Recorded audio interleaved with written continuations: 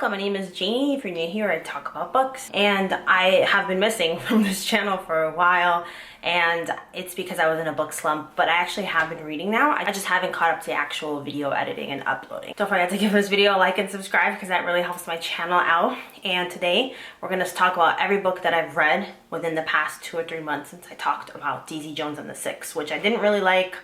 I'm not even going to spend any time talking about it. I will link that review if you're curious. I also have everything written in my reading journal, which I also had to update because I was behind on this too. So where we last left off was DZ Jones and the Six.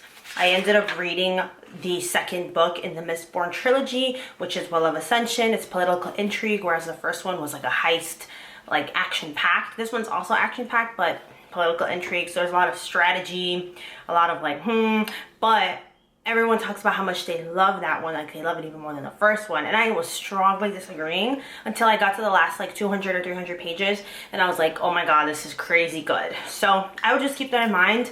I went in with high hopes, and I still loved it very much, but it's definitely a slower pace. It's definitely about armies and what are we gonna do, how are we gonna, like, I don't know. I found some of it a little bit boring. I found some of the characters a little bit frustrating, but you do see them actually grow slowly and steadily, and that's great. So I finished that one. Then I finished Ninth House, which I did enjoy. Dark academia. You're following Alex Stern. She gets saved from like a car accident or something, I don't even remember, and then she's working for the secret societies in Yale and like sororities, fraternities, and something's going wrong. A person is murdered and she's investigating because she thinks it might have to do with her line of work. And also her mentor disappeared a couple weeks earlier, so you're getting some flashback. I really loved her mentor, her friend.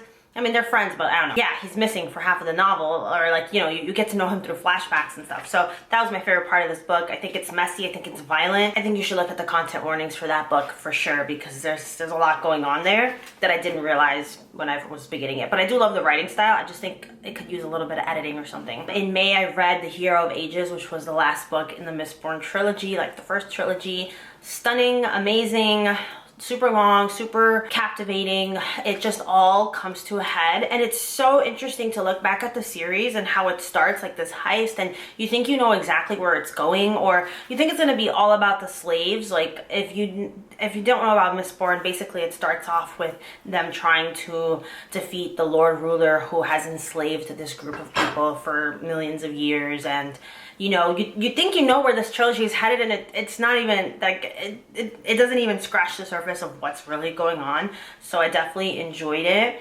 And then I read Body and Soul Food, which is Books and Biscuit Mystery. This is a cozy mystery.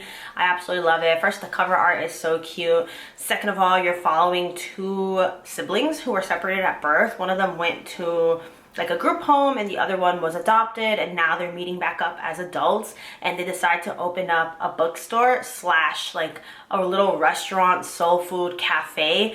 And the food descriptions in this book are so good. I cannot read this on an empty stomach because I get so hungry. Really cozy, and I'm reading off what I thought. I rated it 4 stars because I thought it was really good, and I'm currently reading the sequel.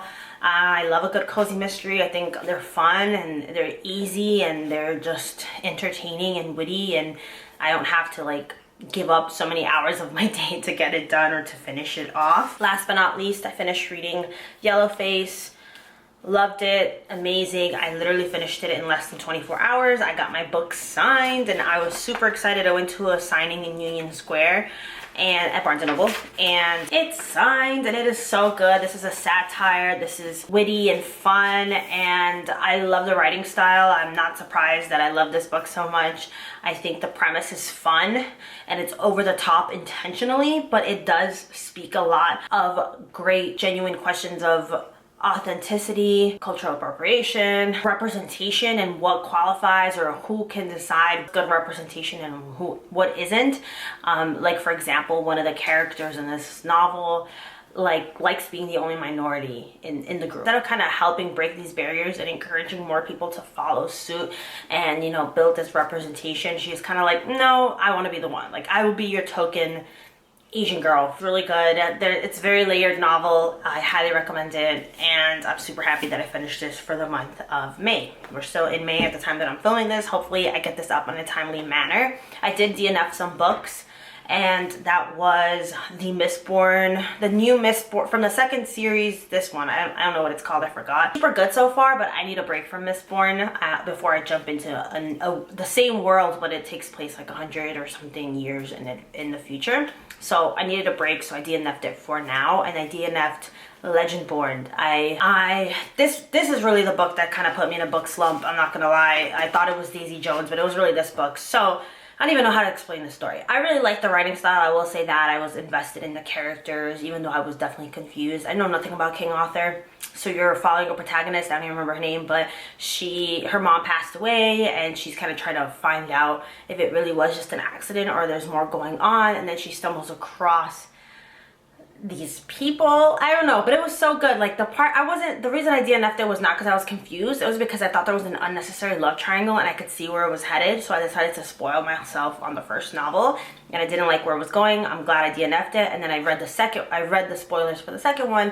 Again, not a fan. I get the appeal. I almost hate complaining about it because I'm not someone who always chooses the good guy out of a love triangle. Like if I love Vampire Diaries, I love Twilight, like growing up, like I always felt like I geared towards like the bad guy or like the bad boy who has a sensitive heart deep down but acts, you know, whatever. Like I get it, but in this case I felt like that third person, the guy who comes into that love triangle or completes the love triangle, was super abrasive and hostile for a good reason. He was protecting the guy who is actually romantically linked. I'm trying to say this without spoiling it.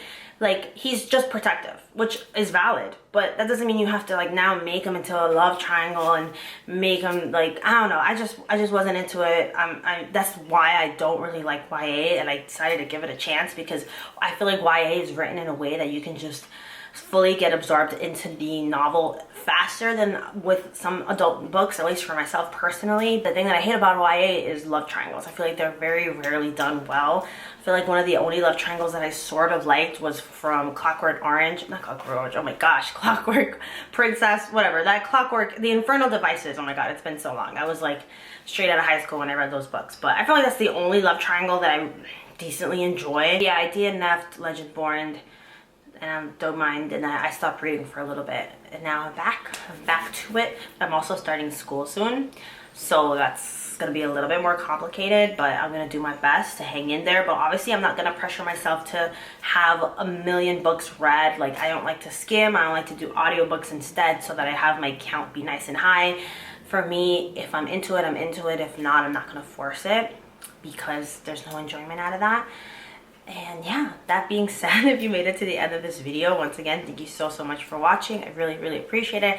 That was the wind. I love reading. It's just sometimes, I don't know what happened. I think I just got anxiety from not uploading, that it made it even harder for me to sit down and actually edit these videos. And that's happened before with my other channels as well. Like I stopped for a bit and then I have anxiety about coming back to it.